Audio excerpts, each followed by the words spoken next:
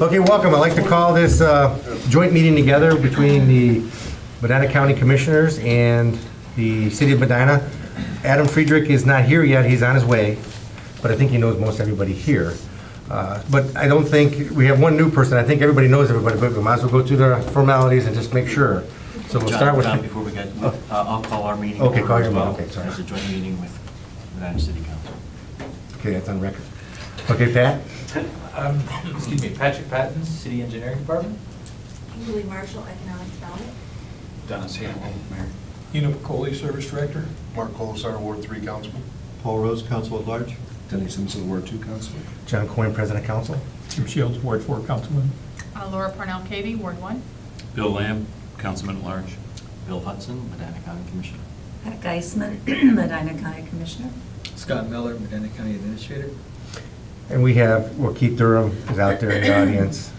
And our clerk, Kathy Patton, and I think your new And our clerk. Clerk Peggy Cole. Not new at all. New word, I guess. But again, I'd like to welcome everybody. We try to do this every so often. We probably should do it every year, but we haven't. Just to get together and talk about things that we're working on together, talk about things that we're doing, talk about things that the commissioners are doing, try to find common ground on things that we can work together on, try to see if there's any efficiencies or economies that we could realize, because we all sit around a table and we all represent the public, but it's all the same money. It's all the taxpayers' dollars, and everybody wants their dollars to be spent the most efficiently and effectively as possible. So I guess that's our job to figure out what that is and how to accomplish it.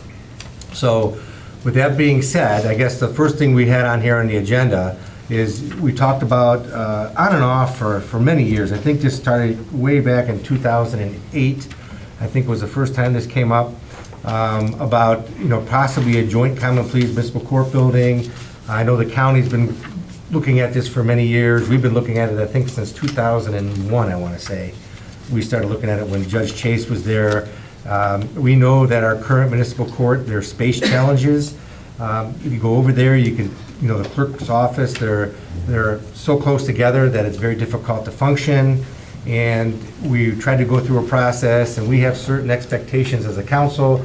The judge has certain expectations as what he needs, and we never could get them to match up. But that's what we try to do. We try to solve problems, and that problem never got solved so far, I guess. But I guess from... But you have a new judge now. We do have a new judge, so maybe there'll be a different perspective on how that gets solved. But we're always still interested in trying to figure out how can we work together to save money. And the reason we were interested in a joint facility, of course, is because then there would be less duplication of efforts, specifically security personnel to enter the building. You have one entrance rather than we have an entrance, you have an entrance, utility sharing, maybe room sharing, things of that type where you just don't need extra space because it's not going to be utilized 100% of the time, 8 hours a day, so it could be used by multiple people. Now, I know you're going through the different processes, trying to figure out what your needs are, trying to make sure that that's formulated and for not only in the next 10 years or 15 years, but the next 50 years. So this is going to go on for a long time. I don't know if you have any thoughts on that, if you guys discussed that, or what your feelings are. About almost a year ago, we put together a facilities commission to start looking at various county facilities, and obviously the courthouse is a big one.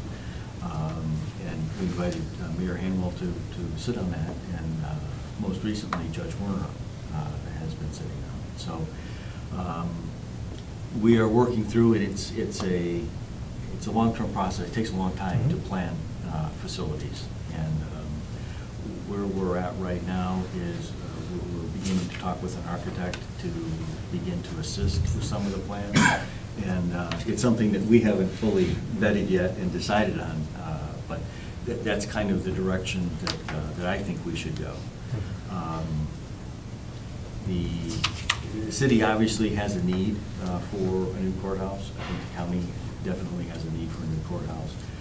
In my opinion, a joint courthouse makes a lot of sense for many of the reasons you mentioned, John, but also, as a lawyer and being in the various courthouses, inevitably, I've been in positions where people have come up to me and with documents and said, I've got to be here. Am I in the right place? And it's like, no, you've got to go 2 or 3 blocks over that way.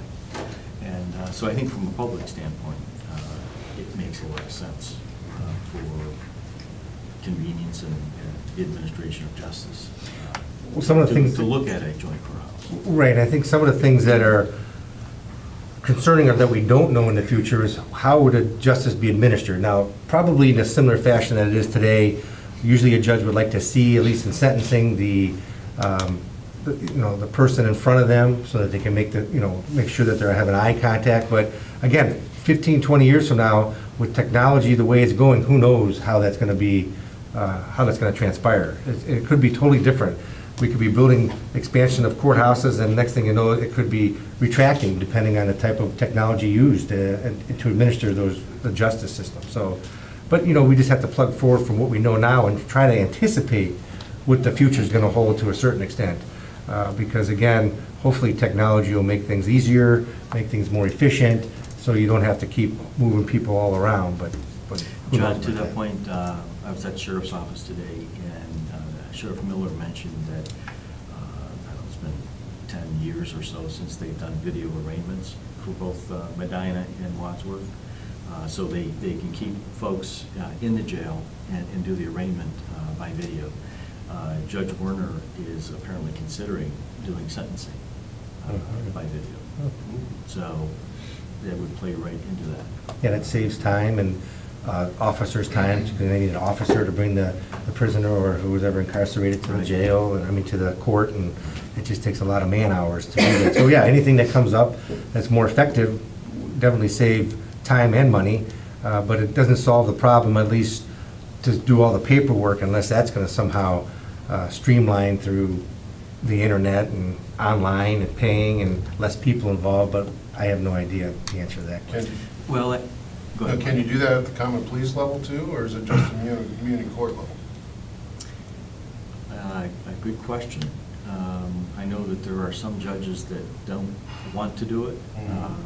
and I guess others do it at the, or they. And the do judges common have the pleas. final Right, say. Right, they do. And that was the idea when the juvenile detention center was built, that they would be able to do it without having to move Mhm. the prison. Well, they can do it, but I guess the question, we can't force anybody to do it. No. That's the only issue.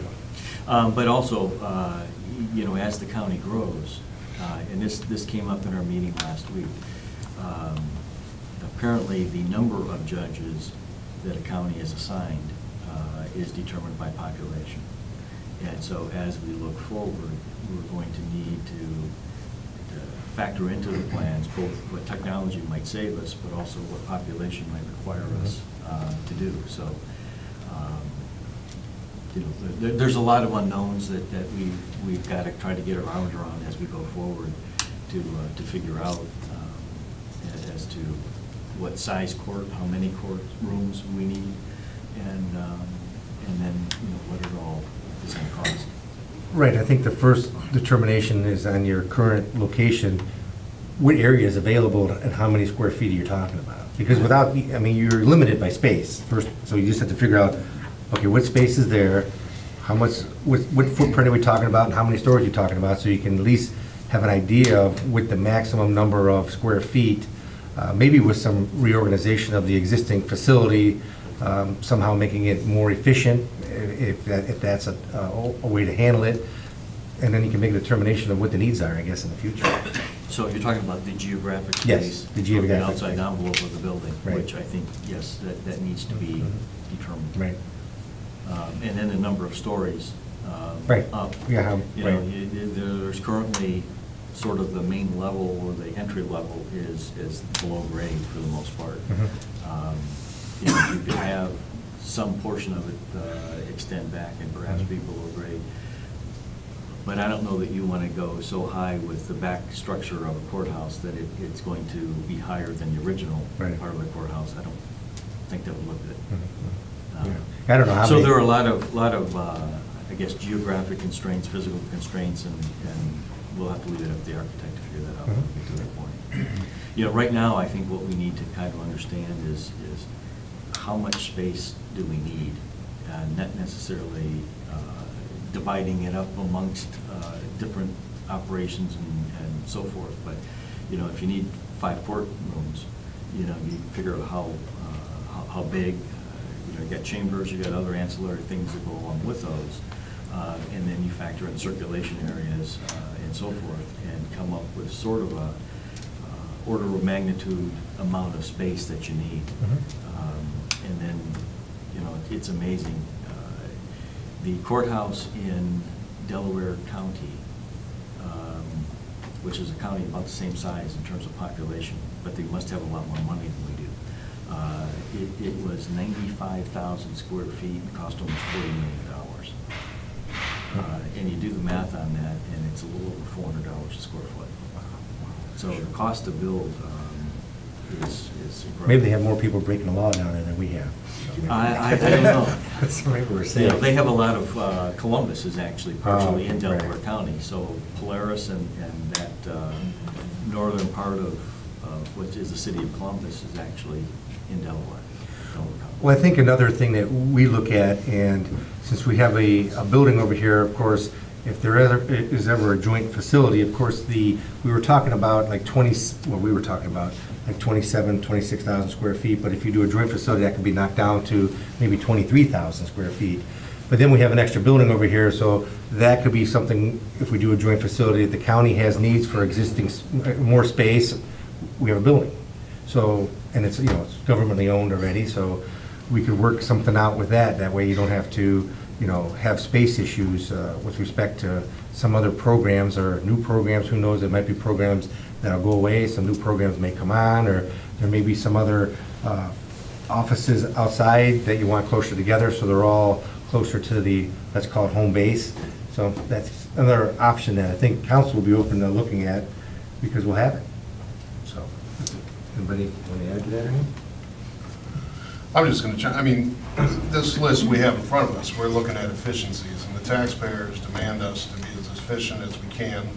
You know, we bring up the common pleas and possibly having a video in there, muni court, or we're talking about square footage and looking in the future. I think we need to do we owe it to the community that we make sure that whatever we build, or if it's a joint effort, that we're using the taxpayer money as wisely as possible. And, you know, there's so many other communities out around the country that do, for example, the video. And I guess, how do you get across to those judges? And, you know, you don't want to take anything away from, you know, the due process, thank you, due process and the, you know, the chance for everybody to have their fair time in court. But, you know, if other communities across the country can do it and they're saving money, you know, to me, it makes sense. And this whole thing that we've been talking for 10 years for a joint venture, I mean, we were excited about it 10 years ago, but it just seems like on the county side of it, and I know there's money constraints, and I understand that, but maybe we'll really take a full charge at it again to put something together so we're not wasting taxpayer money doing duplications. And hopefully, I don't know how you feel about it, Pat, about that. Our constituents are your constituents. Exactly. You know. Sure. I know that you don't have the broad spectrum of the whole county, but we have the same constituents as you do. And everything that's been said here, I think, is very important to keep up front and think about. I do know back in '94 and '95, we made a lot of changes for that one-stop shop that, you know, if someone's looking at something and they have to go to another building. And we did move a lot of the departments out of the courthouse, the treasurer's department, the building department, the recorder. We moved welfare out of our building, and that's what it was called then. And we moved buildings, the building department out to make, we're constantly trying to make everything fit in our buildings. 10 years ago, when the Bank One building was for sale, I was the only commissioner that thought we should buy that, because I knew that we needed more space. And we have a professional building that needs a lot of work and not well laid out, and there's been problems there. We need to get rid of that. We just need to get rid of it. I think the Bank One building, or it's called the Commons now, right? Courthouse Commons, will be a good thing for us to acquire. And keeping in mind that that we do represent the same constituents, and there is a money factor involved. Back in 2008, when we had Silling come in and draw up plans for us, that was an architecture firm, and we looked at both options because the council did ask us to consider putting the courts together. And we never got to the point of which way we're going to go because the economy took a bomb. And I know when we were doing the budget in 2009 in January, my two fellow commissioners wanted to go ahead with doing the courthouse. Well, we were laying off 42 employees. That's not a time to take on a big debt like that. And I refused to vote for it. So they finally decided maybe she's right, and we did not do anything. But now the economy has improved, and I think we're in a better position than we've been, and Bill is chairing this facilities task force.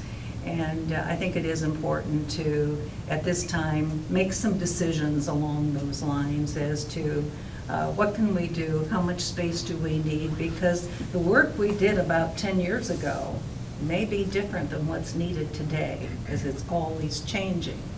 So it will be interesting to see how the judges feel about all this and what they're willing to,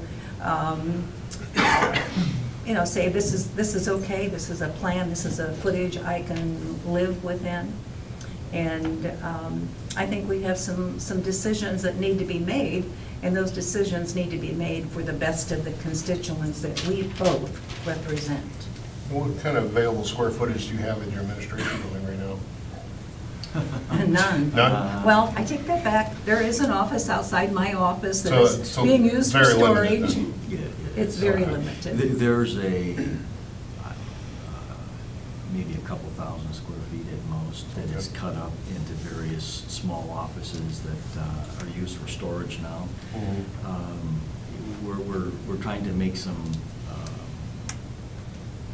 provisions for stores so we can get the stuff out of there and actually put people in there. Because if we're going to draw people out of the professional building, we need a spot for them. And so that's one of the things that our architect is looking at is how can we repurpose space in the administration building to bring folks up. How many county offices do you have left in the professional building? I know planning commission's in the basement. but- Yeah. McDack, Public Defender's Office, Mediation, and then we're responsible for finding room for OSU Extension. Adam, welcome. I'll catch up I've been a great meeting. We'll have another meeting. It's a night of meetings. at the health department. They had snacks there too, by the way. Well, Just saying. Watermelon right now. Were they healthy snacks? Huh? Were they healthy snacks? Well, yes, cookies and crackers. Sure, it's healthy. No, I think there's a lot of opportunity there, and I think we should still pursue that and try to make the best decision for, like you said, the constituents, because I don't think many people, you talk to a lot of people around there and you ask where you're from, Medina, and they don't even know if they're in the city or not in the city. They don't, the political boundary lines are, for most people, they don't really, they're just like the community. So I think that's how we should, as elected officials, react to that, is we're serving really everybody here to try to make it better for everybody. If we can do that, then we did something, I guess. That's how I look at it, so. The only other thing I would clarify with the courts is the municipal court has, I think it's 17 off the top of my head, political subdivisions that report to it. So it's not like half of the county and Wadsworth has the other half. It's really about 2/3 of the county that actually reports to this municipal court. So when you talk about the commissioners' representation as well, it's much broader than just the city. Because it goes all the way, Brunswick, Valley City. Good point. Yeah. And Mayor, can I just say, you probably know more than obviously I do, that most of the arraignments that take place, doesn't that take place in the Muni court? It depends if it's an indictment already. then the person is arraigned in the common pleas court. If the officer is charged on a complaint, a felony complaint, and it's not been to grand jury yet, then they make their first appearance in municipal court, and they either have a preliminary hearing or it's bound over. I was just, the bicentennial tour, we took the tour of the courthouse, and I thought one of the judges said that most of the arraignments take place at the muni court, but I didn't know if it was all or not. But understand, that's just an initial Right. process that they, and then it gets bumped to the. Right, right, any felony gets bumped over to the common pleas court, yeah. But you were mentioning, Commissioner, that Judge Warner was considering the video arraignment, so that's Well, why I asked. he does video arraignments. He's considering Oh, the video sentencing. sentencing, Okay. but that would be for misdemeanors. Right. And below, Right. yeah. Thank you. Anybody else have any comments or questions regarding the courts? Well, I think the court, you know, we've always had a few disagreements, and we usually bring them up, but the benefit that we don't always talk about, I guess, is, and the court really plays into it, is for all the little issues we've had, or bigger issues we've had in the past, we don't typically talk about the benefit we have simply because we are the county seat. You know, by simply being the county seat, we've had the benefit long-term, and we've had the benefit of the court, you know, for all these decades. And so when you look at this issue that, you know, I think everybody on council is, you know, we have a sense that if we could combine, we could work together on this, it would make sense. This is the one thing where, you know, there's probably not a great deal of philosophical difference. It's really mechanics and square feet and dollars, because we understand you guys have, you are constrained by the space that you have. And if we can work that out and make that make sense for the judges and the operation of the court, that's a doable thing. You know, there's not any other really interplay in this subject, other than really the fundamentals of how do you put the square feet together, how do you make an operation work, how do you fit it into the space that you guys already have, how can we, you know, work our court in and solve our problem and solve yours at the same time. You know, it seems like you know, that's one area that we really, you know, you're doing your due diligence, you guys are doing, you know, you're taking a hard look at this now in your own space. Because you really have to, because you guys, it's like you're living in an apartment, you know, and you get more kids. And you guys, you can't expand, you know, you just have to keep, you know, putting more people in the closet. And I know you're trying to deal with that, so I think as we've talked about here with the mayor, that we understand that there's opportunities here for some exchanges, I guess, back and forth between us to try to work this out. And if it works out, great. And if it doesn't, then hopefully it will simply be because of the space, the logistics, the square feet, and whatever. So it's a great discussion. I think we've had it. Well, the things we didn't even talk about yet, because we're not in charge of these specific departments, is, for example, the clerk's office. Is there efficiencies, if it is combined, to combine the clerk's office because of the duplication of equipment or something, windows, because there's so many windows to pay at, everybody will go pay at the same place, and you know, maybe it's easier. I don't know. But there's things like that we probably we didn't even touch to see if it's workable or feasible. Right, and it can't be done, and we know, because we spent, I don't know how many years we spent trying to build a new court here.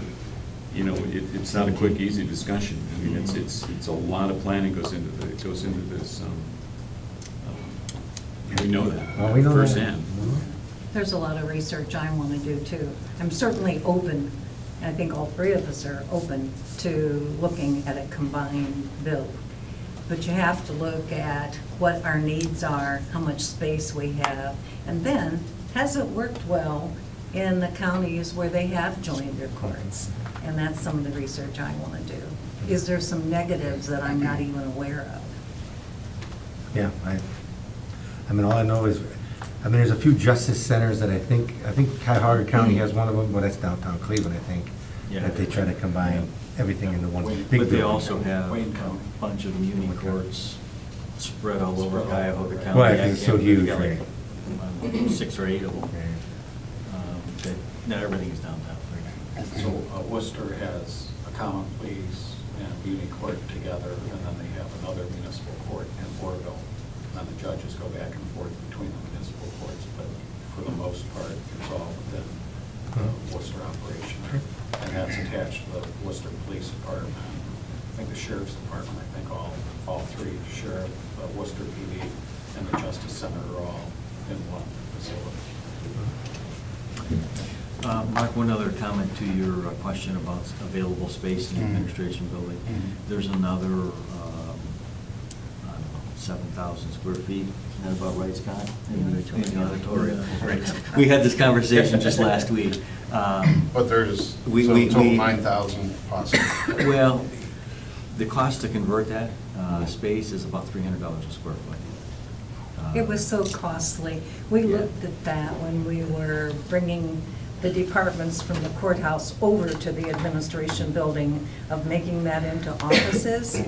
Oh, it was just astronomical. I mean, the cost was so bad. And then, of course, we had the arts councils there telling us they needed that, there's no place. Of course, the Medina High School now has a beautiful performance area. I understand there's quite a steep cost for that, and we don't charge anything. But I know we'd get picketed by the different arts groups, Showbiz and the Arts Council and others that may want to use that. But it's not even that. It was the extreme cost because of the way it goes down. And then the balcony rooms, we have 2 rooms now that were balcony rooms, part of that auditorium, and it cost a lot just to close those off. But when you start going downhill, then it just, we finally abandoned the idea. It was just too costly. Okay. Well, And it's really dysfunctional space, I mean, other than the performing. Sure. Doesn't get used center. much, Yeah, it that's doesn't. true. But we've looked at it. Right. And looked at the possibility. And I don't know when I'll have the next opportunity to be sitting in front of all 3 of you, but I mean, I have concerns and reservations about another building up on the square going to a public entity instead of staying commercial. So the Commons building, I was here when we built the deck, and, I know there's different ways to look at the original contract. But I thought you guys were all going to stay on that parcel, and seeing that we've talked about new uses, trying to get more residential living uptown. To me, I look at that Commons as a possibility, and it going to possibly to another public use building right on the square. Like I said, I do have reservations on that, but I'm hoping that maybe the county, before you actually write a check on something, towards something, that maybe we can talk again, or a couple of us can get together before you actually sign a check away for that to, We're getting close. well, Mark, just to be real honest with you, I think that's a very unreasonable thing to have in a contract, that we would not be able to move people as long as they're on the square. I don't even recall that being in the contract, but Bill has seen the contract, and I think it was maybe an addition to the original contract, because I certainly would have, wasn't there an addendum, There was Scott? in the addendum. Yes, and it's like, I would never have voted for that. So I don't know how that got past me, evidently the addendum, but that is just an unreasonable thought when you really think about it. Well, That we so- would not be able to do what we need to do to provide space for safety and for good business with our public. That just doesn't make well, sense. If I can chime in just for a second, because I was upset with the county back in 2003, 4, 5, when this was being discussed, because the county came to us, and that's when Jane Lever was mayor, and said, we've got property out by the jail that unless you deal with the parking situation on the square, we are moving some of our offices off the square. Well, we all, the ones of us were here, were devastated to hear that, because at that time, we didn't have every storefront filled, and we just felt losing that footprint, the huge footprint of the county courts on the square would affect all the businesses on the square. So we felt that, and I as a council, I can't speak for everybody else, I as a council, and even though I think it has turned out to be a great facility, the new parking deck, I felt that my feet as a voting member of this body was held to the fire to either agree to build the parking deck, or we were going to lose part of the courts from the square. So I do remember when the courts and the library agreed to participate in the parking deck, that in the contract, there was a stipulation. Now, I don't remember specifically if it said that you couldn't move out of the current court facilities, but it basically said that you couldn't leave the footprint. So what in my understanding of that was you could add on as long as it was into the same footprint of the facility that you had now. And then again, the times turned bad economically, and you guys, we built the parking structure, but you weren't able to fulfill your dreams of adding on to the courthouse. But I do believe that was in the contract. Now, whether you didn't read that or not, I don't know. But I know, speaking for myself, and I don't blame you, you were trying to address your needs, but I felt one of the reasons that I voted for the $4 million at least that was spent was because of the fear of losing your office, some of your offices off the square, that I felt were detrimental to our businesses on the square. It's interesting how we remember things, because I remember being told at a meeting that the city of Medina had approached us to build a garage with them, that they had some money, and they would like us to build a garage. And of course, we were in the process with Zillings of looking at expanding our courthouse. And that would certainly make a big difference to have a garage back there as to what we could do with the footprint of the courthouse. But I don't recall us going to Medina. I do recall that Pam Miller's husband, Bob Miller, was trying very much to get a parking deck built, and I sat on that committee for about 2 years, and there was just no way we could go forward with it. But there was a great desire of Medina to have a parking deck. And so the next thing I knew, Medina was approaching the commissioners to go with them on the parking deck. I don't think that was the commissioner's idea to go to you. Well, that's the way at that time the administration So- approached. But there's other it's members of the different. administration, and there's different stories you may or may Yes. not know. That's And true. things we were told, maybe you didn't tell us, but another person told us. So that's how it all got, and that's why we had the contract, I guess, because there was all these different stories coming at us, and Right. and I was there too, and it was pretty clear, I thought, that you either do it or we're gone. That's what? We were like, okay. Yeah, be that as the actual contract, The addendum or the actual contract? Just- the actual contract does not include the provisions about not moving. It doesn't, the second one did, the addendum. It's the amendment to Yes. that contract. It was done, and the amendment actually focuses more on the library, and it was more of an MOU for the library to use or have a certain number of spaces. Parking spaces. And I That came out think too. it was related because they had to have a capital lease in order to be able to use their funds for the structure. And I can't remember how much they kicked in, but they kicked in a sizable chunk of money. And it's in that amendment that provision appears, which I seems a think there little was- odd to me, but be that as it may, Right. it's there. But I guess the question. And it's something that we have to deal with. Right. as We'll we have go to talk, but I guess the question is, though, I think everybody here around the table, at least the council members, really would like to see, because we're taxpayers too, and we're with the county, so we're part of the commissioners in the city, as Pat pointed out. I mean, I think Mark is kind of right. We want more businesses. We don't want more tax exempt property. We would like, of course, maximize the tax exempt properties that we have and have more businesses come downtown is always better for us. We would like to have, more commerce, and if that's possible, that's what we always seek to do. Well, what you need is more people.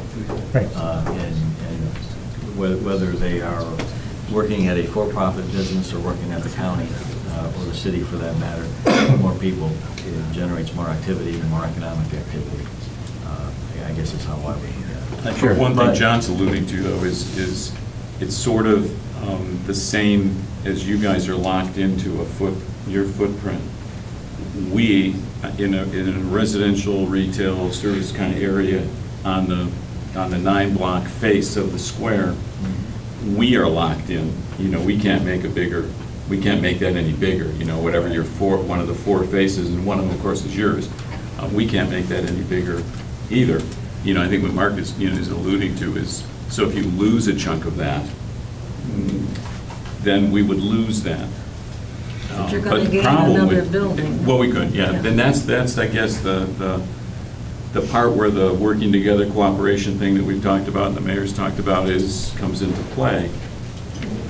We all know that the past plays, our past, how we view the parking deck, and you guys view it differently, but we can do that kind of forever. And, before we load up the catapults, we should probably, I think we've kind of discussed, we both kind of are looking at how we can cooperate here. That specifics of that contract, probably, that's a discussion for Well, I some think- other time. I think I'll probably what's a healthy move forward on dialogue this. between us is just, like, you have a perception of what you knew back then, we heard something different, get it all out of the table so we all know what everybody heard, and then, you make your own judgment, and then we Well, can it argue. is our what points. it is. Right. We have But to you should, accept everybody should that. understand what everybody thought it was, or who said what to whom, so we get it out, and we all have our opinions of what should happen, we argue our opinions, the majority rules, that's a democracy. And hopefully, you win some, you lose some, I guess is how you look at it, because we always try to argue our points, and hopefully we become better arguers of our points, and we win. And I'd just like to clarify, I did have a sour taste in my mouth when that parking deck took place and whether you perceived it one way and I perceived it as another. But I am so grateful and so excited that you're going to be considering the mini court in your workings with the architects and stuff. That was something that wasn't done in the past, and you don't know how much I, as a citizen, appreciate that. So even though I had bad feelings several years ago, I don't have them now. It's like you said, it's in the past. What's done is done, We and move I'm forward. glad we're moving forward. Yes. Thank you. All right, anything else? We spent a long time on that. Mr. President? Yes. So 2 things. I guess one, and I don't know if all of you could answer, maybe it's premature, but if you are acquiring Courthouse Commons, are those existing businesses staying there? And you're just taking the space that's available? Because didn't the Ohio Means Jobs office just move in there also? Right, so- They did. And So- since our negotiations are a matter of executive session, Right. it would probably be better that we not talk about it until it's Yeah. actually made public. So I don't mean to cut you off, Kimberly, but. No, and I kind of thought maybe that might not be an answer, a question that could be answered, but from my perspective, I'd like to know that so we can try to retain them, somewhere in the city, find another space for them. Talk to Bill individually or Scott. Yeah. Sure. So that would be the one thing, and then the other thing is, the mayor and I met with a business owner, it's probably been 5 years ago, about a housing court, and the city of Medina I don't think we have housing court.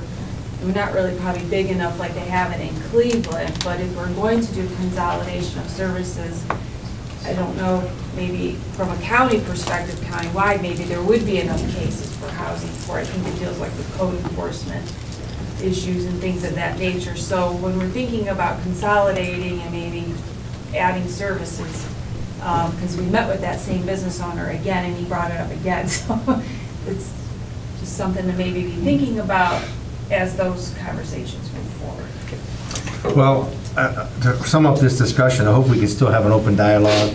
We don't have to agree with one another, but at least we have an open dialogue, which would be fine. And we will just continue to move forward with that project and try to, hopefully we can, at least respect each other's decision. That's the best way to Well, put it, I we at guess. least need to talk and Yes. have conversations about what what's transpiring and the reasons for it, and to have a better understanding on both sides. Sure. Okay. Anything else? Because we're going to move forward. We don't want to be here all night. The CPF recycling update, I know that the sanitation, not the sanitation, Beth and Amy have been working on a program, been going through the program. Nino's been involved on our side, attending a lot of the meetings, I guess, that they've been having. Is there any more beyond what we know currently that's going on? I think there's a current path of selecting some kind of provider to operate at the CPF, determining the level of recycling. All I can tell you is from what I hear in the public is that they want more recycling, and sometimes cost is a factor, but they want more recycling. That's all they keep saying is, I thought we were recycling 50%. It's like, okay, no. And so I think that is something that we need to attain or try to at least have an ability to do. Now, I think the track that I heard is 2020 before that occurs. And, I've always been a fan, and I spoke with Adam about this, and we're on different sides of it. I've always thought, well, let's just take it over ourselves. We're a district. We can operate it. Because if everybody wants to do trash, why can't we try it? But, that's just my opinion, because all I know is that the public has been just constantly saying, well, how come we're not recycling? I thought we were recycling a lot. And I said, well, they're working on it. Well, how come we're not doing it? Everybody, So I don't know where we are with respect to that, or what was been told to you guys regarding it. Are we on the path of 2020? Has there been a selection? I'll just read what was in the newspaper. I'll discuss that. Okay. So our, in the current solid waste plan that we adopted as a district, we basically, and honestly, per the city's request, we adopted two paths, one of which included a mixed waste processing option and one of which didn't.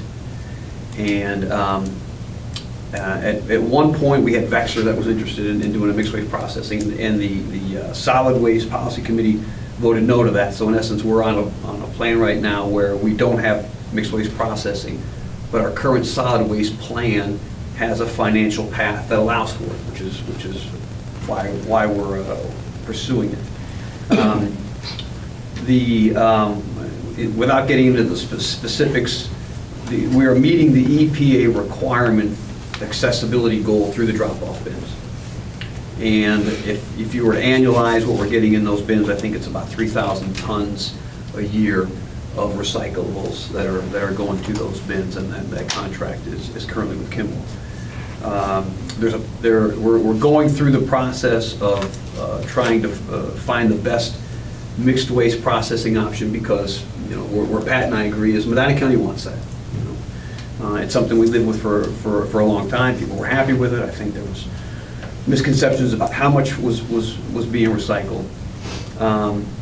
But so we're looking at, and we're still in the negotiation phases of that right now, so we probably not talk too much about where we're at in that. But we're looking at a combination of two bids, one with partially with Rumpke and partially with this company called Ensorga, and that would be the mixed waste processing option for what's going on in the county. Additionally, we have the drop-off bins, and we have multiple curbside programs in place, most of which is subscription. Most of you probably know Montville Township just went to a single hauler and got a contract there. And all of those things add to the county achieving its recycling goals. We eliminated the Class 1. I'm sure nobody knows what that means, because it took me like 10 times of Troy Key explaining it to me before I understood that. The Class 1 was, in essence, garbage that we stored, and we put it through a chemical process, and the Envision worked its magic, and it shrunk. And whatever that shrinkage was, we got credit for as far as garbage that didn't go to the landfill. We eliminated that. The other class that always gets brought up is a Class 4. And Class 4 is all of the leaves and the branches and all the other different stuff. Smith Brothers had been doing that for basically a song for a couple years.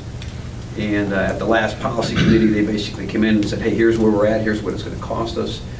And the decision that the policy committee made, and I think we passed the resolution, was, so we were basically offering that service for nothing. So people could bring all of their, whether you were a private hauler, whether you were a citizen, whether you were a public entity, private entity, for nothing. And I'm relatively certain stuff was coming in from out of county. because it was zero cost. So we basically changed it, it's $20 a ton, it's for commercial haulers only, and what we did was we exempted any of the public entities as partners, so the City of Medina, the county parks, whoever else is bringing their Class 4 waste there. There's no cost to those public entities. We're still working on the mixed waste processing option. We had an extension and try to work through the details, and that's where we're at right now.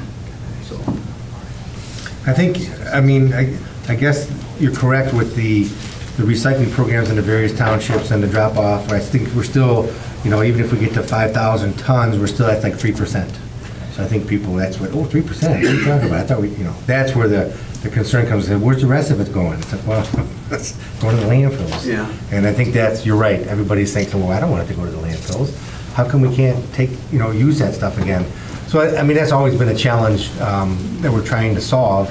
Just to clarify that number too, we always used, when we redid our solid waste plan, we used 2012 data. So all the numbers that I know are 2012.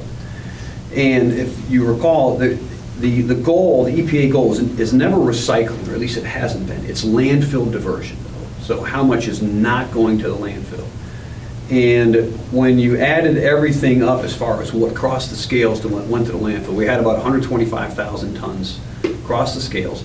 About 111,000 tons of that ended up in a landfill. My numbers are right, somewhere in there, 107, 111. And you can do whatever percentage you want from that. Right. And and we always met the contract. We always met the landfill diversion contract was 15% or whatever that number was. We always met it every month. But the public's understanding of what was going to landfill and what wasn't was not accurate. Right. And the changes that we're looking right now, and Scott actually has been more involved in negotiations with Ensorga and with Rumpke when the term that's used is sum of all parts, and it is literally this curbside program and this subscription for curbside program and this drop-off program, and as you get all these pieces and parts in place, whether they're run by a public entity or somebody in the private sector, those things will add up. And if we can make this solid, the mixed waste processing option work, I think from a recycling perspective, we will have one of the higher numbers as far as solid waste districts within the state. And I think residents will like that. And it's not going to be free. You know, I mean, our tipping fees right now about $42 a ton. I would venture to guess somewhere between $14 and $20 a ton would be added to the cost. And I think that if people understood if you're getting a higher double-digit number, Absolutely. they would probably say, I'm okay with it. And most people have told me that. John, I agree with you. Most people have said, if I know my stuff's getting recycled, I don't mind paying a little bit more. Right. I agree that people will be willing to pay more. We've never had a complaint. You've been deep into this trash thing for quite a while. Actually, way longer than, I don't know, how many years has this been going on? Since 2014. Okay, since 2014. December. And I think a lot of residents share, I think, some of our disappointment as well in a number of different areas, and one is the time. And partly because many people look at other communities outside of Medina County that have recycling programs in place, and they are functional. And it's not a pieces and parts to try to make this work year after year after year, which is kind of what we have right now. And there are so many programs that work, and they have a fairly high rate of recycling, that the questions I get, and I get them frequently, walking out of almost any meeting, any place where there is public, and it is, what's going on with recycling? Why don't we have recycling? Why is it taking so long? And as you just detailed to us, it's not a quick thing to explain, but the issue still stays there. And regardless of the difficulties that we've faced to put this together, perception is reality. And the perception here is, from what the feedback I get, that we really aren't doing much with regard to recycling, and we're not. And tell me, I would disagree with that statement, but so there's a couple factors here. Number one, the fact that we did mixed waste processing for so long made Medina County as special, a solid waste district in order to determine what's next.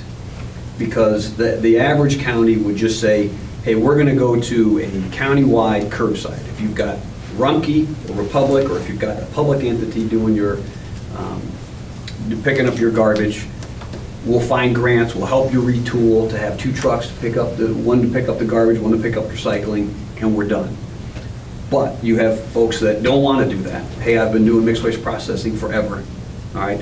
The other one that I hear all the time, and I'm amazed, I don't want 1 truck, I don't want 2 trucks coming up my street, I want 1 truck coming up my street. And I'm amazed that that is a factor to a lot of people, but it is.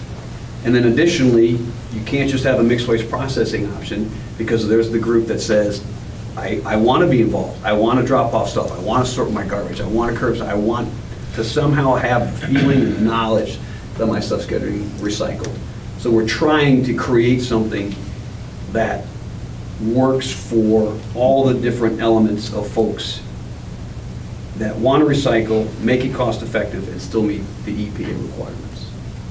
But still, tell me if I'm wrong, so we collected here in the city then 3,339 tons, right? That was, with respect to drop-off bins? Yeah. That's county. That's county. That's the county. That was the Yes. drop-off 3, program. that much for 700, and it cost $700,000? 600, yeah. That's the program. Does that seem reasonable? It's a lot per ton. But again, that was how we were going to meet the accessibility goal. Right now, and if the drop-off bins stay in place long-term, and again, folks like them, they're getting one. If they stay in place long-term, maybe the cost of that contract goes down. If we get an effective mixed waste processing option, maybe there'll be folks that say, hey, you know what, if I know it's getting sorted, I'm not going to take my stuff to the drop-off bin, and then maybe that goes away. Again, from a solid waste plan perspective, the drop-off bins are what we're using to meet that accessibility goal until the new plan is written. And that'll start in 2019 and have to be in place by 2020. And I think if people know that real double-digit recycling is taking place on the trash that they put out, I think they'd be willing to pay more to not have the trucks come around, but they have to know, and they have to be able to reliably know that it is in fact being recycled. Absolutely. Right. And that's that was the original concern that brought us to where we ended up here, was that as the percentage of recyclables declined in the plant, in the existing plant, until it fell off to where we got to now, that there was not that reliability that was happening, but even though a lot of people thought it probably was happening. And our goal, I think, here all along has been, we don't want to have curbside recycling because we don't want to go into the expense of setting it up, because we don't think that it's a high rate of recyclables.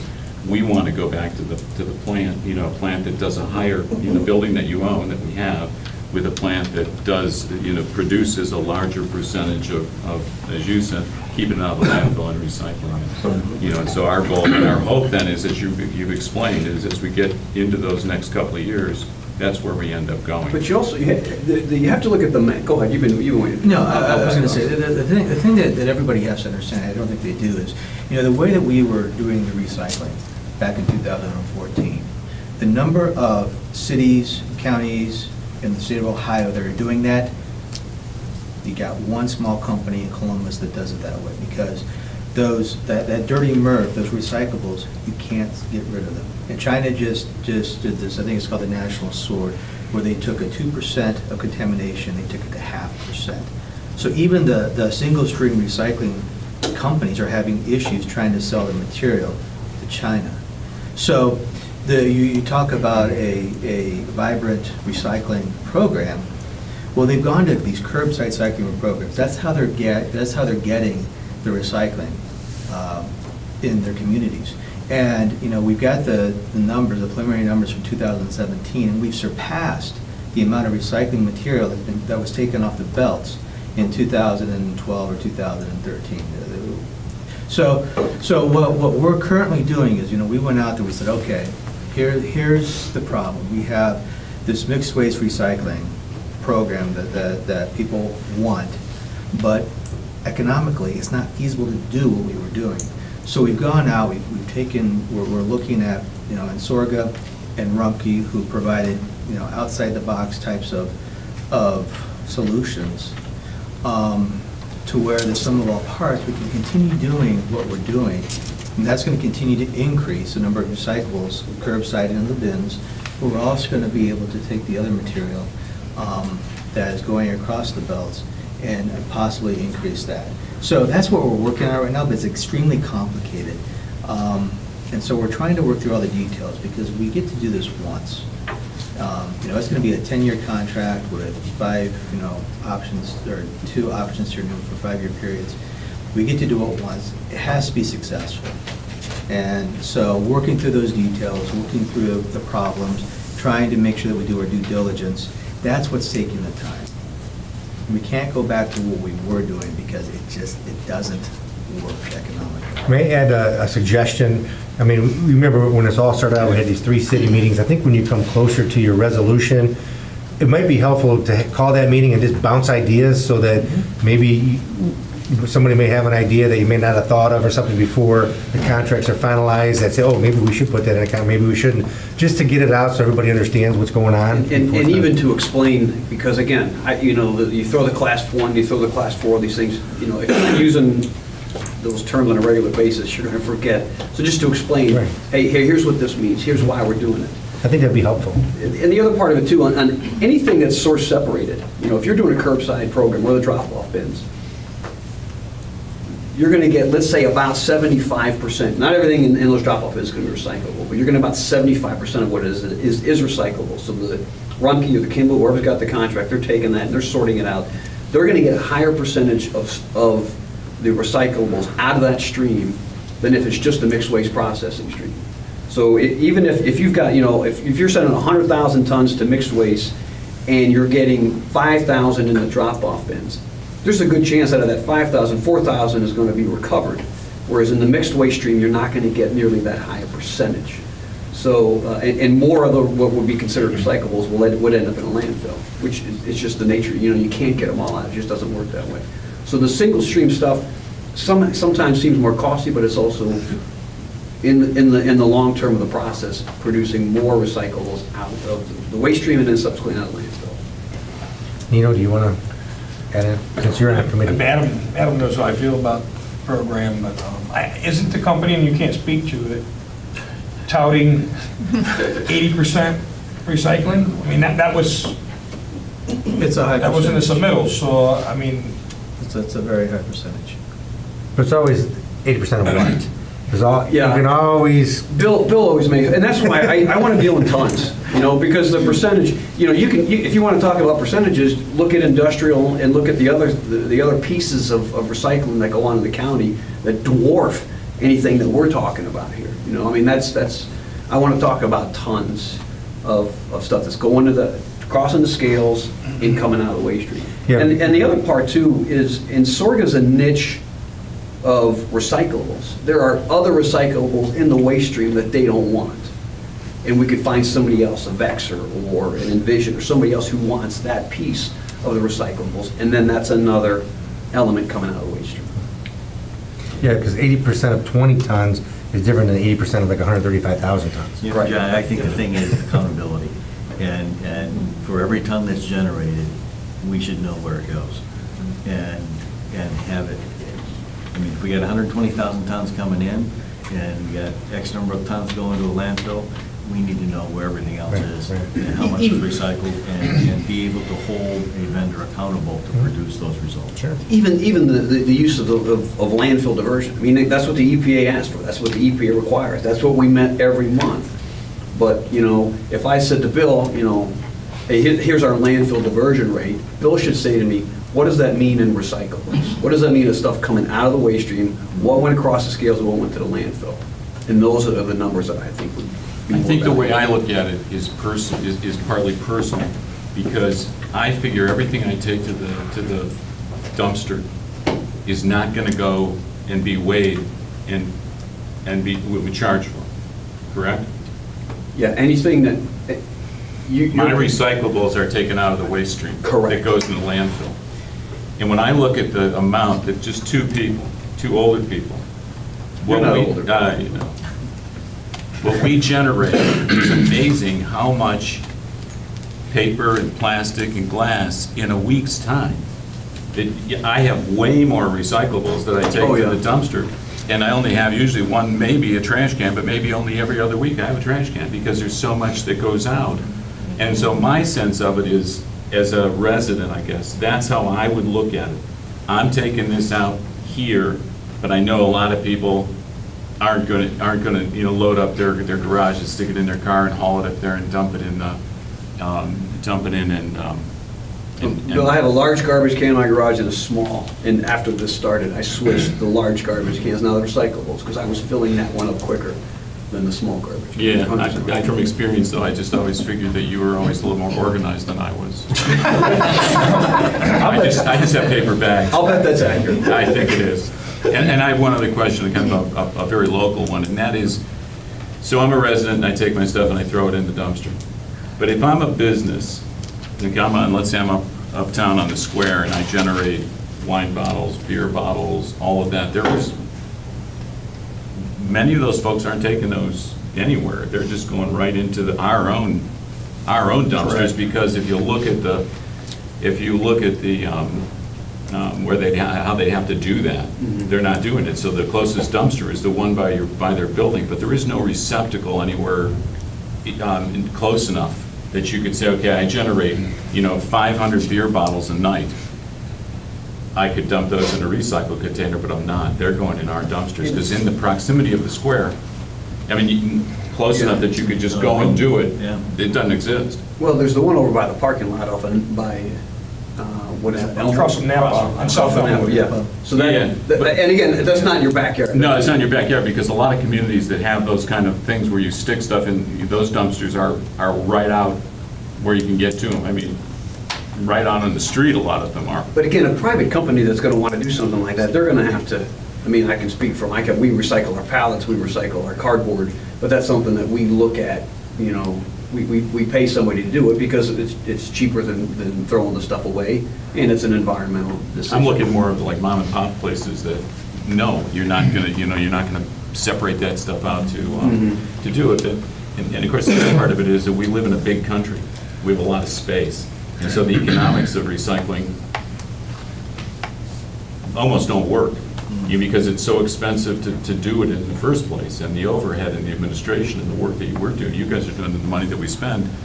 If you didn't want to do it for the reasons that we want to do it. No, and if you go back historically, and I don't have all the history, I'd get Hambley here to tell you the other side of that is, part of the reason we made the changes we made was because Ohio was running out of landfill space. It's just the opposite now. We have more landfill space than we know what to do with. So the recycling becomes not something that we're forced to do because of this constraint, but rather something that we do because it's good for the environment, and it's just good biblical stewardship of resources. Right, it's good for people to understand that, though, I think. Yeah, because I agree with you. Nobody ever really talks about it, but. Yeah. Thanks, Al. Appreciate it. One of the greatest things that we're trying to figure out at this point in time is, without flow control, the recycling doesn't work. The mixed waste recycling doesn't work, because the single stream recyclables cannot be flow controlled. Those Rumpke, Kimball, they've got the recycling containers set out, they can take that someplace else. So if you do put in a recycling center in the CPF for mixed waste recycling, and you're taking out recyclables or recovering material, if that flow control goes away, those companies are going to, instead of taking it to the CPF and paying, $47, $50 a ton to cross the scales, they're going to be taking it to the landfills and paying $17 a ton. So, flow control is going to be one of those things that if we move forward with this, it's going to have to stay in place for the period of the contract. And we were okay with that. I'm not Yeah, I going to think speak for we the know council, that. but that was one of the reasons MC18 worked toward that end, correct? Yeah. I just want to make sure everybody's aware of that, because if flow control doesn't stay in place, it doesn't work. Hearing the 3,000 tons for 700,000 a year, and I'm not here to beat you guys up. I don't want to give you a false hopes either here. The old that- contract was a whole lot more than that. You do understand that, right? Where I'm at is, and I'm just speaking from the city, I mean, I have a request for council action in right now of trying to do a curbside here, but the feedback I'm getting from others is, well, we don't know what the county's doing. And I guess one of my questions is, if a city where we have our own sanitation department, or the city of Wadsworth has their own sanitation, let's say we do start up a curbside, but we want to take it to the CPF, but the CPF really is not geared right now to accept. But, I mean, if it's already coming somewhat pre-sorted and you have a staging area, I mean, what would you guys, if it's even possible, what would you guys charge us? Would you charge us anything per ton? So if you're doing a single stream, if you're doing a... If I'm bringing you just single You're bringing stream, single stream. just like the bins. At least at this point, and, you know, I'm not going to speak to what's going to happen there with moving forward, at least at this point, there's not a single stream sorting process at the central processing facility. There might be.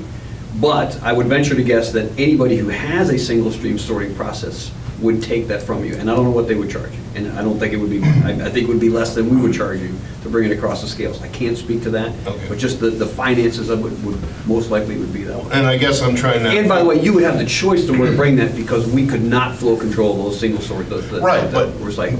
let's say you say, well, you bring that, and it'll be free for us to dump the tonnage of single stream. It's already somewhat pre-sorted, where that could be then loaded up to a truck to go to Rumpke or Have to whoever. go to Kimball and Twinsburg. Yeah, or one of those facilities. To me, it just seems like putting something in place like that, I think we're going to even get better rates while we're sitting around waiting until 2020. You know, putting something in place that the county could say, yeah, we'll accept that, because I don't know how much area you have left in the CPF. I guess you've got it on the conveyor, so, I mean, there's not, I mean, it's more just I don't know staging that- area anyhow. I don't know that we even... Yeah, there's nothing left. It's gutted. I don't know that we've investigated a cost for that, but we could, if that's something that, I mean, obviously, we'd have to have somebody ask them and say, hey, we want to bring you source-separated recyclables. We want to bring you what would be considered, you know, something to go to a single-stream processing facility. If that's the case, we can look at what that would... Well, I like to, I mean, I'm speaking for myself, and it's a... But that's, you're going to have to, the city's got to absorb the cost of tooling for that. Right. Well, hold on, you And know. $1.5 I mean, that's the discussion we have from the service end, but I'll speak to that when Mark's done. You know, I mean, maybe I'm You're not big. making this more simple in my mind than it really is, but, I mean, to me, Wadsworth, they already have a one-armed bandit. They get, I mean, I go to church in Wadsworth. I just had a discussion with one of the fellow church members this past weekend about why aren't we recycling? And I said, well, that's Wadsworth, city's doing their own thing. But if we have something set up that, and Nino and I even might feel differently about this, but to me, we add another truck or take a truck away to pick up the dirt or the mixed waste and pick up single stream, and then we take it to you and you're not going to charge us per ton. To me, I'm thinking that's saving us money and we're helping towards that final number. But they never said they're not going to charge us, that's the... Well, that's what I'm trying to, well, I thought Amy back, and again, you know, memories get a little tied up here every once in a while, but back then I thought Amy said that there would be a minimal or no charge for single stream when we were in discussions. That was stated. So to me, as just one council member here, I want something better than what we have. And I want to work with you guys to get to that point. And yes, I load my car up once, sometimes twice a week to go find the nearest dumpsters, and I appreciate you at least putting dumpsters in this community, which, you know, we as a city, we kind of, the schools stepped up and allowed those dumpsters to go in. You guys have added more since, but I want to be able to answer to our residents, hey, we're in a transition here, but we have this for now. And this is going to get us closer to or above where we were before. But, we need help. And I'll submit too, I mean, I know there's a cost associated with what Mark wants to do. $1.5 million. Huh? $1.5 million. $1.5 million. Wonderful, I'm glad you have that number. And that's just, We've been talking about it for 4 years. So, and if you were to implement that, there's a cost to it, and there's a cost even to whatever the program would be. But if you have those recyclables source separated, as opposed to just doing a mixed waste processing operation with no source separated in the whole city, the recycling percentages would go down. All right? There's a cost associated with the mix with source separated and the trucks and everything else. Your percentages would go up. By how much, I couldn't tell you. But you'll get more if you have these different little pieces and parts, and that's why we believe these, some of all parts, that piece this is another piece of wonderful. Is there a cost? Absolutely there is, but it increases the recycling rate. But to me, I mean, this will be my, I mean, right now, and this is the way the city's set up, you know, you can fill your curb with trash.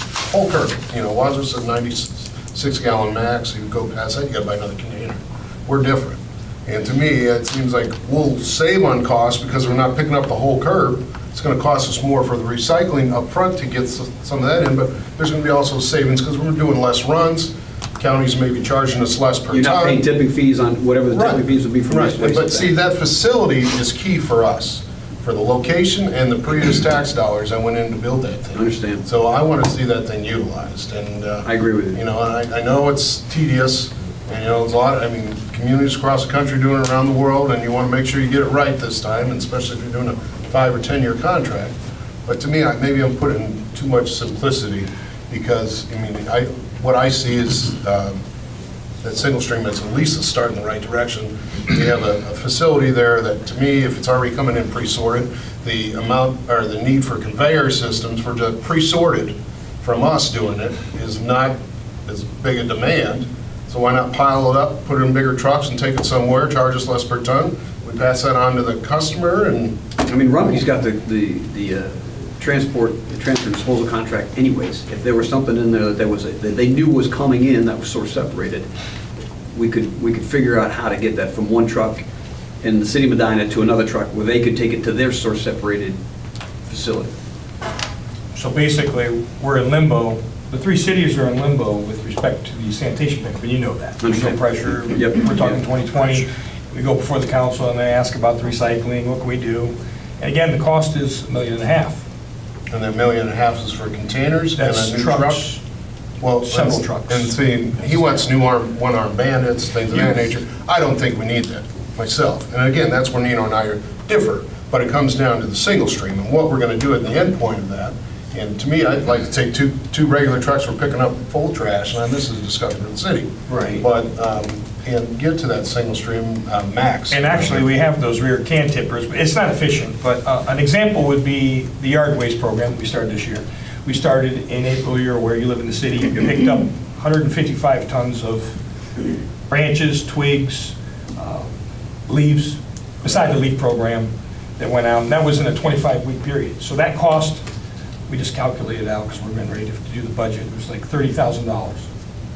We diverted 155 tons that didn't go to landfill, that was recyclable, that didn't get tipped, right? So that was $7,300 in savings at a cost of $30,000. Run an extra truck every day, 5 days a week, and that's minimal. But it's a feel-good thing. It is. It is. It's a feel-good thing, but we did pull that amount out of the Main Street. And so similarly, the curbside touches on the same amounts. I mean, it's minimal for the amount that you put into the cost of collection. I mean, that's just the And it's reality also, of it. though, it's also in between, it would only, I think what I said earlier, I think what we're looking for is to see the center up and running again at a high rate of recyclables. And that's a big hesitation to invest any money, whether it takes you 2 more years or 3 more years, because if we can get that into place, then we'll have a system that will deal with the issue in an efficient, effective, and cost savings way into the future, and that's what we want to have at the end of the day. Like I explained, I think there's all kinds of glitches and difficulties in what we have now. Mark alluded to it, as well, but I think that's the end, that's the goal, and I think you're working for the same thing. And it just is taking more time than we thought it was going to take. I think all the commissioners are committed to mixed waste recycling and getting the CPF back in operation. It's just a matter of what is the best process to do that.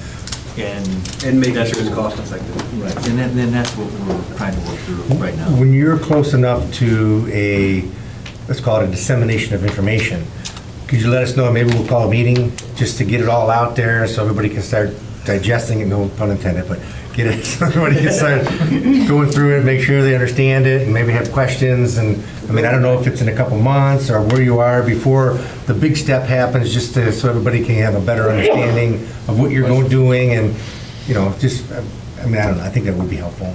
Agreed. We can do that. I'd like to put my 2 cents worth in. Sure. and it's entirely different than my fellow commissioners. We do have some things that we're very common on, but no one on this board is more disappointed in what's been going on with trash than I am. And back in November of 2014, when 2 proposals were brought to us, and the Board of Commissioners was looking at more recyclables, less cost. Well, the Board of Commissioners can put whatever they want to into those proposals that go out. And if that was the case, they would have asked for more. And I feel it was our own fault that there was not more in those contracts as to what the policy committee was saying that they wanted. And they should have accepted one of those proposals while they looked at maybe another avenue to go down. Because at the time it was turned down, and I did vote against turning both of those proposals down, it was only going to be 6 months, and we'd be taking, getting all this trash through bins and so on. Here we are 3.5 years later, and in my opinion, and I know that they all disagree with me, the sum of all parts is not working well. And what has happened in the meantime, and it's just like you folks considering your own program, the other programs are starting, because 3.5 years we have not resolved this. And there is no question that's asked more of me when I'm out in the public than trash. And never once has anyone said to me, well, it just costs too much, I'm glad you're doing something about it. Never did I have a complaint. So I don't think it was cost. And when it comes to recyclables, I can remember about a year before this all started, I called Trokey because I had a speech to do, and I said, what am I quoting for recyclables? And he told me 40%. Now, how do you go out and tell people 40%, and the next thing you know, someone's trying to say, you're only collecting 6%. It's because there were so many things that were being taken out of the equation that wasn't going to a landfill, but it was recyclables, even if it was covering up the landfill, if the coating they put on top. It was being recycled. So no one has been more disappointed, and I am very anxious because Scott has talked to me in depth about this, that I'm going to be pleasantly surprised at what they're able to put together. I thought we were going after one company. My concern with 2 companies, if something goes wrong, they're pointing fingers, that it was, you just don't know what you're going to get into when you're dealing with 2 companies. But one of the things I hear a lot of complaints about now are the bins. And I'm told the bins will be staying there as part of the program, and that the EPA requires it during the plan we're in right now. But we've had a lot of complaints. This has just been a sore spot with a lot of people in our county, and it's not being resolved quick enough. There's just been too many delays that it's been going on and on. We actually had a company that exceeded what the EPA required every year. They did a great job, and had no complaints, as I said, about cost or anything. We had people from all over the world coming and looking at our facility. And so I just really, I was here when it opened. I'm here and it's such a mess right now. I just feel very disappointed. So nobody's more frustrated on this than me, and certainly want to get it resolved. And I knew my comments would be negative, so that's why. Well, the best therapy is talking it out, so let's get it all talked out, get out there. You are a one-of-a-kind guy, you know that? Well, it's true. One question for you, true or false? When we rejected those contracts, the cities were in favor of rejecting those contracts. correct? Absolutely. Thank you. We were paying $62 a ton. And it wasn't going down. And the percentage, I mean, the numbers we saw were an atrocity. And it was, and again, Wadsworth and Yes. Pat McNamara were still on the board, and they were. Well, I think the whole Thank issue you was for we were rejecting. shocked that Understand. My wife always thought, well, we're recycling 100%. I said, what? We are. That's what I was told. So, And again, there was never, there was never 100%. You didn't have Pat out there or Troy or anybody say, there was misconception. well, the public thought. I understand. that. I mean, they also think that we run the schools. Yeah, right. But, I mean, there's They no think- issue. library. They think we can stop the pipeline too. But it sounds like the direction you're going, we're at $42 a ton. The direction you're going, that $20 more a ton's gonna come back, so we're gonna get back to that 62, but you guys are gonna offer If a you're gonna- larger percentage than last time of overall recycling. Is that what I'm hearing? That- If you're gonna go to mixed waste processing, we're gonna get close to $60 a ton. And maybe that $10 that the Well, solid waste is recycling rate, I guess, is where I'm Can go at. down. We've been 75%. tasked to put together a plan that's going to increase the amount of recyclables, and that's going to be cost effective. And I think that if we do it right, we're going to be able to meet that. And I'm going to disagree with Adam. I don't think it's going to get close to 60. Okay, well, we could talk all night on this. In this hour and a half, I want to get this over, so we got about 2 minutes to talk about the collaborative efforts.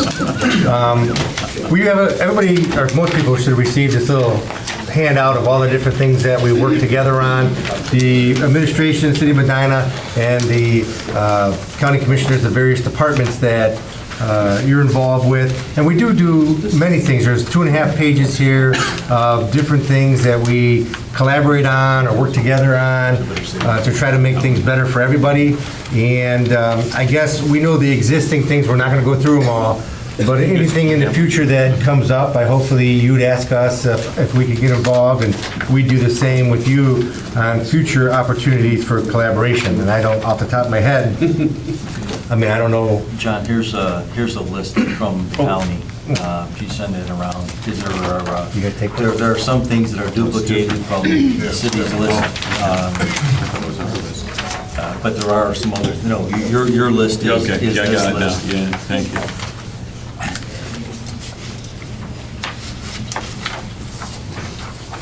So there is a considerable amount of collaboration between the county and the city. Well, again, I guess the collaborative efforts all come down to, it's all of our money. It's all the same money. So why wouldn't we want to try to save it? I think that every decision should be made based upon how is this dollar being spent and is it serving the most people possible? Very simple concept. I think that if we could harness that and figure that out, and when we think about problems that we have in our own communities, and you got problems throughout the county, we could hopefully solve that. I mean, a lot of these things on here, these other possible future collaborations that you have here, I mean, those are great. If there's things that we can, so we don't duplicate efforts. The whole goal is not duplication of efforts. Right. And so often, that is the case. Because everybody wants their own area of control, let's call it, and sometimes it's better not to have the control, it's better to have service. So, I mean, I don't know what everybody else thinks about that, but we try to think like It's hard that. to disagree with. The money you contribute toward transit is extremely appreciated, especially the changes. We think it's a went great through. service. And then recently, Office 4 Overdole's Office of Overdole's, I don't remember which. Well, that's questionable, but no. But that, I know there was there's a contribution there too, and that's fantastic. It's absolutely fantastic. But yeah, there's only so much money, so we gotta figure out how best to use it. And I don't know if anybody else has, Mayor? Well, yeah, I don't think we want to read through the list, but I'm just glancing at bills here, so if you can kind of get to us, I don't know if Mike has the idea, or if you guys know what you're looking at in the parking deck, because we're in the process of going to build another one adjacent to our building here, and if we knew what the needs of transit were, are they looking at an enclosure, a bench for people to wait, and then we just need the radiuses, that are compatible for the bus. There would be no objection, I don't think, with the city and the county doing that together. Okay. Have Mike get a hold of, or Probably Patrick. Probably Okay. Patrick before. Patrick's actually doing the design and the bid. Well, first we're gonna come to council and decide which bid mechanisms or design build we're gonna do, but the more of that information we have would be very helpful for